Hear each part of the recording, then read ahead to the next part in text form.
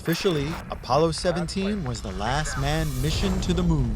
But in 1974, US astronauts returned to the moon on a secret mission for the military.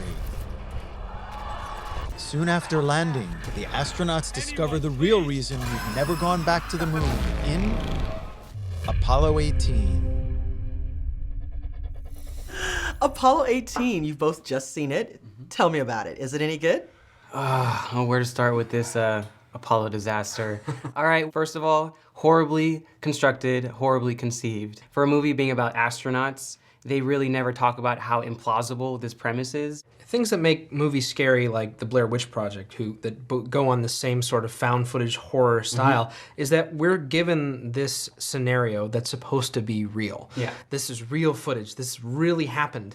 Exactly, yeah. Who found this footage? I mean, I guess they took I don't know. their own rocket up into space and found it. They should have left it in space. I know, exactly. It's a really tough pill to swallow. You can't really buy into any of it. And, you know, these three astronauts go on this top secret mission where they can't tell their families where they're going. Exactly. Why is that the case?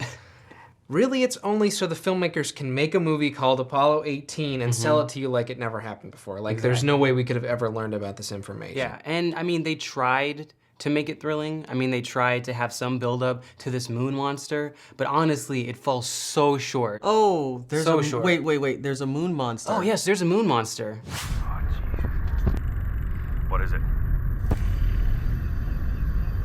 Tracked. What? Holy shit. He's out ours. You know, even with the moon monster, it's sort of all questions and no answers.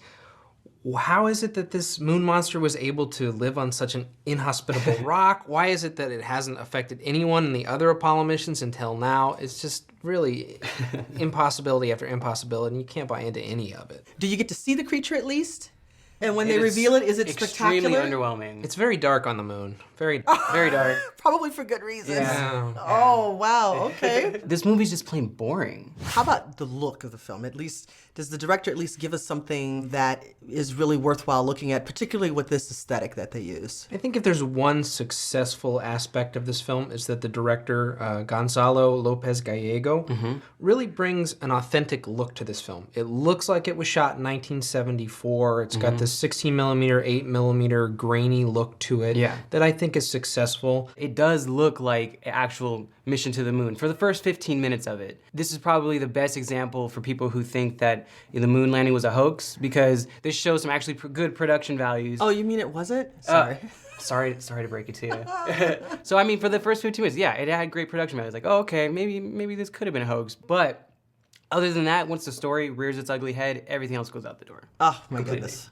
But sometimes our performances can do a lot to save a story. Did they bring it? They were okay. Like, they seemed like real astronauts, and I felt their fear in wanting to come back home, but they really weren't given much else to work with, which was unfortunate. They also have a long list of IMDb credits, so it doesn't So they're really not astronauts? It doesn't really help with delivering not this real idea footage? that these people are actual astronauts who went up to the moon. This film, so flimsy that even NASA took its name from the movie. They were there trying to help them out, and they were like, peace out.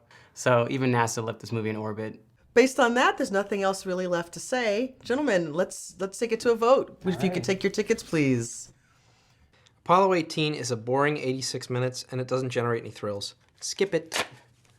Apollo 18, silly, not scary, and an obvious attempt at riding the coattails of Paranormal Activity and Cloverfield, so skip it.